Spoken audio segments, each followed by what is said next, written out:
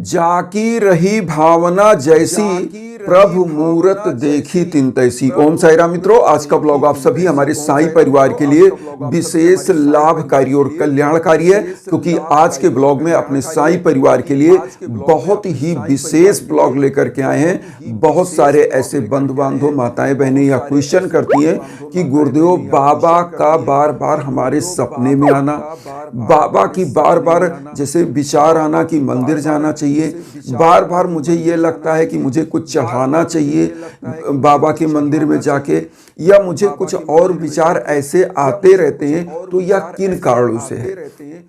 कहीं ऐसा तो नहीं कि कोई मन्नत हमने माना था बाबा से और वह चीज हमारी मन्नत पूरी होने वाली है, या हमारे जो कोई चढ़ाने के लिए कुछ बोला था वह हम नहीं चढ़ा पाए। बहुत सारे लोगों के क्वेश्चन आते हैं।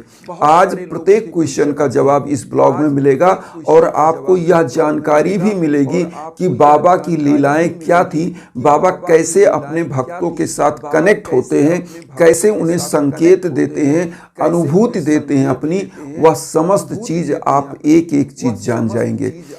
आज एक चीज और आपको इसमें बताएंगे कि बाबा जब अपने भक्तों को चाहते हैं तो किस रूप से वह संकेत देते हैं, ये भी बताएंगे।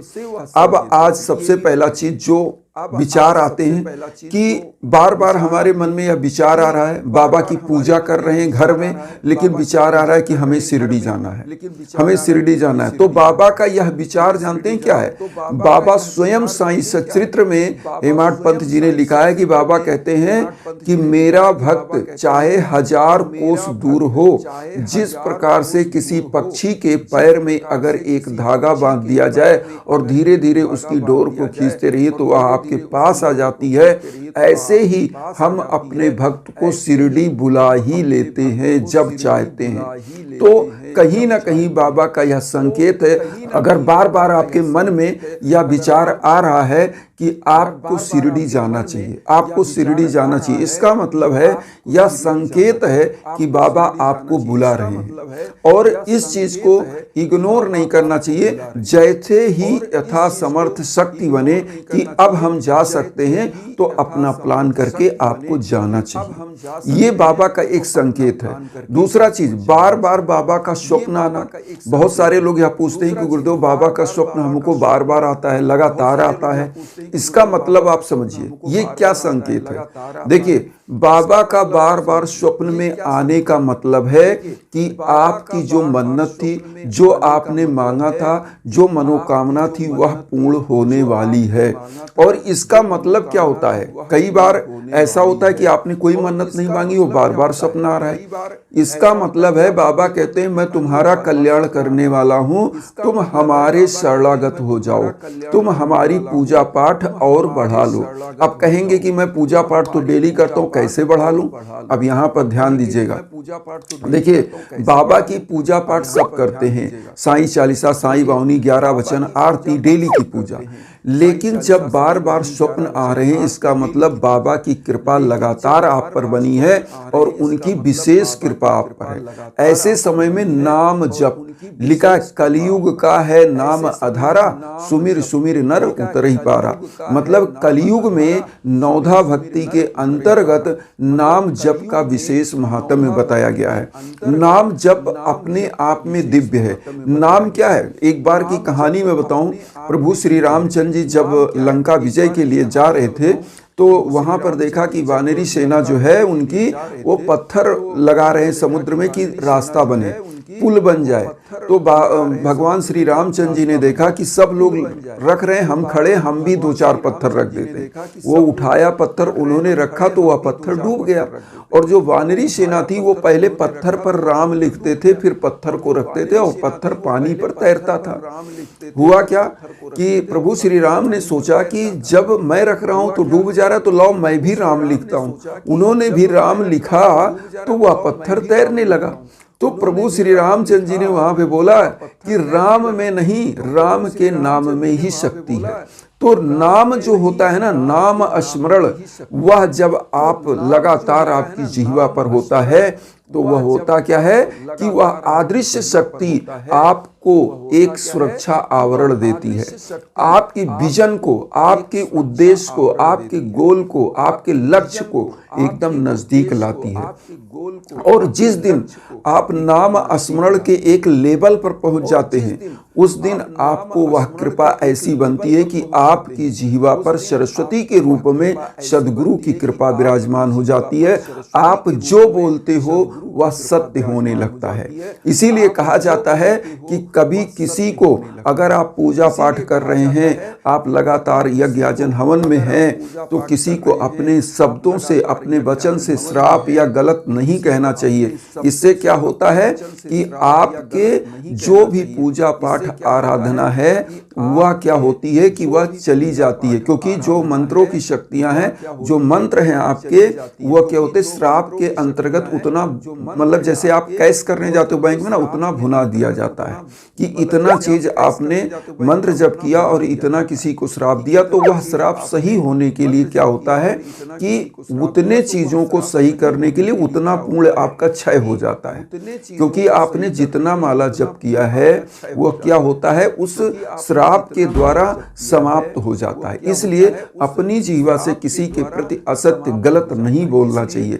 अगर आप पूजा पाठ करें तो बाबा की नाम स्मरण का विशेष महत्व है। यहाँ पर मैं ये कहना चाहूंगा, अगर बार बार स्वप्न आ रहा है, अब आता है कि अगर बाबा का बार बार आपको विचार आ रहा है, विचार आ रहा है किस रूप में कि आपके आसपास मंदिरें हैं, तो आप वहां पर जाकर दर्शन करिए। अब यहाँ पर मन्नत क्या, बहुत बार आपको विचार आता है कि मैंने कोई मन्नत तो नहीं मांगी थी कि बाबा का बार बार विचार आ रहा है, कोई चीज आ रहा है। बिल्कुल एक कहानी है साईं सच्चरित्र में कि बाबा के एक अनन्य भक्त ऐसे थे जो है नारियल चढ़ाने के लिए बाबा को ले जा रहे थे, शिरडी देने के लिए, दान में, उपहार में। तो हुआ क्या कि उनको जब भूख लगी, उन्होंने नारियल तोड़ करके उसी ट्रेन में बैठ के खा लिया। जब वो वहां पहुंचे तो बाबा के सम्मुख जब पहुंचे, उनका अवसर आया मिलने का, तो बाबा ने पूछा, अरे वो नारियल कहाँ गया? तो बाबा को सब कुछ पता है, बाबा सर्वत्र हैं, सर्वज्ञ हैं। आप यह जानिए, सर्वत्र हैं और सर्वज्ञ हैं। तो बाबा क्या है ना, जब आप कोई मन्नत भी माने होते हो तो भी बाबा का ऐसा स्वप्न, ऐसा विचार आता है। तो अगर आपको याद है कि बाबा को कुछ चढ़ाने के लिए बोला था, पुष्प, चुनरी या मिष्ठान कुछ भी, तो वह आप चढ़ा कर आए। और बाबा का अगर बार बार विचार आ रहा है, संकेत मिल रहा है, तो एक चीज और करना चाहिए। वो क्या है? बाबा कहते हैं, जो भक्त अनन्य भाव से मेरे शरण आ जाता है, उसके घर में अन्न धन वस्त्र की मैं कभी कमी नहीं होने देता। तो बाबा के शरण में अनन्य भाव से आपको सच्ची श्रद्धा और सबरी से लग जाना चाहिए। और एक काम और करना चाहिए, गरीबों को किसी भी गुरुवार जितना आपका यथा समर्थ है, कुछ फल, वस्त्र, दक्षिणा जरूर वितरण करना चाहिए। बाबा इससे अति प्रसन्न होते हैं, क्योंकि बाबा स्वयं अपनी लीलाओं में उनके देखेंगे, जो बाबा की लीला थी वह 4 से 5 घर भिक्षा मांग कर लाते थे और उसको क्या करते थे, गरीबों में खिचड़ी बनाकर बांट देते थे, ऐसे दान कर देते थे। तो ये बाबा का मैसेज क्या है पूरी दुनिया के प्रति, कि आप अपने कमाए हुए अंश का कुछ अंश दान करिए। जैसे हमारे हिंदू परंपरा में मैं आपको बताऊं, दशांश दान की बात कही गई है। और दशांश दान का मतलब क्या होता है? 100 रुपए आप कमा रहे हैं, 10 रुपए अगर आप दान करते हैं तो वो 90 रुपए क्या होता है, वह धर्म की पूंजी बन जाती है और वह अक्षय पूंजी हो जाती है। वह 90 रुपए 90 अरब के बराबर हो जाता है। जहां भी उसको आप लगाते हैं उस धर्म की पूंजी को, तो वह क्या करता है, माँ लक्ष्मी को आकर्षित करके माँ लक्ष्मी को और लेके आता है और आपके दिन दूना रात चौगुना तरक्की बढ़ती जाती है। क्योंकि धर्म का जो पैसा होता है वह हमेशा तरक्की की तरफ ले जाता है। इसीलिए कहा जाता है कि कई बार क्या होता है, जाने अनजाने में आप जो कमाई करते हैं उसमें कहीं ना कहीं पाप हो ही जाता है, क्योंकि हम गृहस्थ हैं और गृहस्थों से कहीं ना कहीं पाप होता है। तो दशांश जो आप दान करते हैं वो क्या करता है, उस पूंजी को जो है अक्षय पूंजी बना देता है, धर्म की पूंजी बना देता है। तो ये चीज बाबा की यह मैसेज, ये लीला है कि जो भी आप कमा रहे हो उसमें से कुछ गरीबों दीन दुखियों के लिए दान करिए। ये इसीलिए दास मलूक जी जो थे उन्होंने लिखा है ना कि अजगर करे न चाकरी, पंछी करे न काम, दास मलूका कई गे सबके दाता राम। तो आप नहीं कर रहे हैं, आप माध्यम हैं, आप कमाई जरूर कर रहे हैं, प्रभु आपको कमाई में बरकत दे रहा है, तो आपको क्या करना है, जो बेचारे ना हाथ है ना पांव है, जो बेजुबान है, उनके लिए दया भाव और उनको दान दक्षिणा, उनके अपने यथाशक्ति उनको भी कुछ दीजिए। आपके दरवाजे पर कोई जानवर आता है, कुत्ता आता है, कोई भी जानवर, गाय, मारना नहीं चाहिए कभी। अगर आपके दरवाजे पर आ रहा है, जिस समय आप खाना खाते हो, कभी ध्यान दीजिए, कोई जानवर आके आपके दरवाजे पर बैठकर इंतजार कर रहा है, तो कहीं ना कहीं आप एक निवाला लेकर आइए, उसके सामने भी डालिए। ये क्या है, प्रभु जो साईं है ना, वो आपकी कई बार परीक्षा लेते हैं किसी भी रूप में आके। जैसा कि साईं सचित्र में आपने पढ़ा होगा, बहुत बार बाबा कुत्ते के रूप में कहीं आ गए, पोस्टर के रूप में आ गए। तो ये क्या है, ये बाबा की लीलाएं हैं। और मैं तो एक चीज और बताऊं, कई बार लोगों के सामने क्या होता है ना, मैं स्वयं यह अनुभव बताऊं कि आप बाबा से कभी भी कहीं कोई जर्नी में जा रहे हैं, बोल कर जाइए कि प्रभु हमारी जर्नी को सफल करिए और हमारी जो है हर यात्रा मंगलमय हो और हर कार्य में मुझे सिद्धि मिले।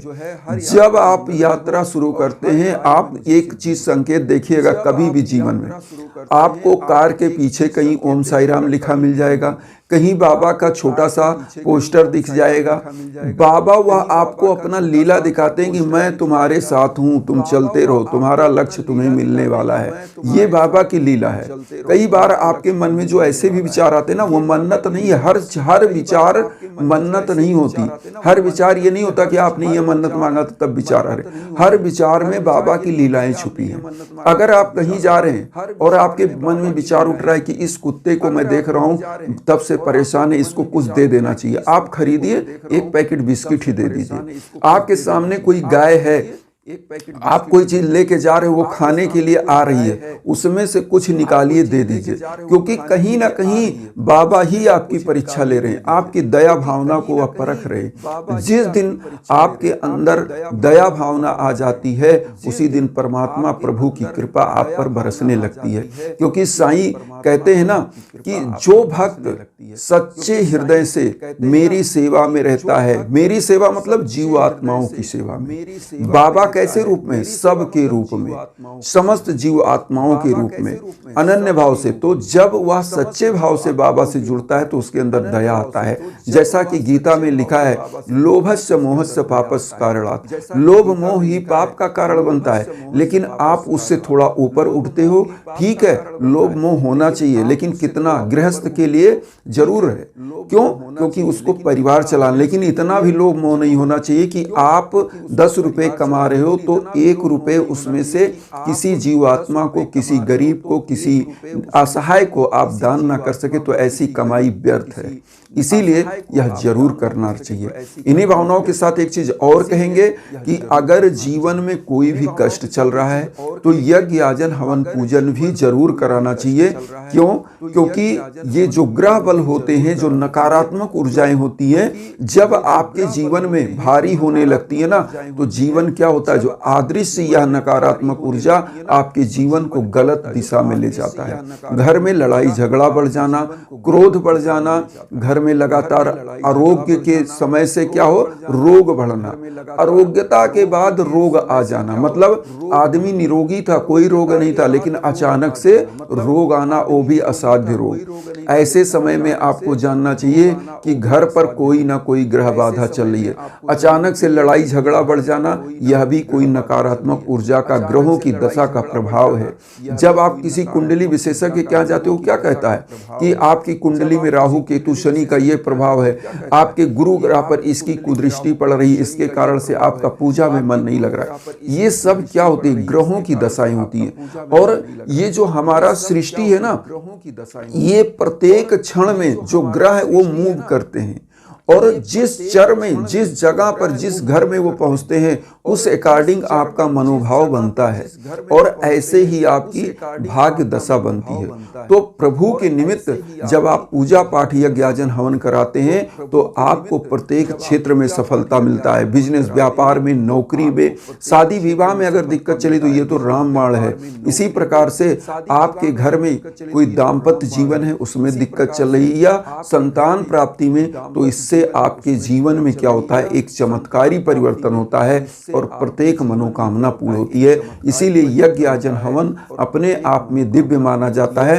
अब हम एक चीज और आपके लिए करने लगे हैं, वो क्या कि व्हाट्सएप नंबर भी हम अपने वीडियो के बीच बीच में दे रहे हैं और इंस्टाग्राम का भी लिंक रहता है। तो जो आपको सहूलियत हो, इंस्टाग्राम अगर आप चला रहे हैं तो इंस्टाग्राम पे आप मैसेज कर सकते हैं, कॉल कर सकते हैं। आप फोन नंबर अगर आपका व्हाट्सएप का है तो व्हाट्सएप पे व्हाट्सएप कॉलिंग आप कर सकते हैं, आप उस पर मैसेज कर सकते हैं। किसी भी पूजा पाठ की जानकारी चाहते हैं, कोई पूजा पाठ कराना चाहते हैं तो उस पर जरूर संपर्क करिए। और एक चीज और कहेंगे कि वसुधैव कुटुंबकम की जो भावना लेकर चल रहे हैं उसमें आप सभी लोग अपना आशीर्वाद चैनल को सब्सक्राइब करके बनाइए, हमें भी परिवार बनाइए और उन साईं भक्तों तक वीडियो को जरूर शेयर करिए जो किन्हीं कारणों से कष्ट में, दुख में, इसी भावना के साथ ओम साईं।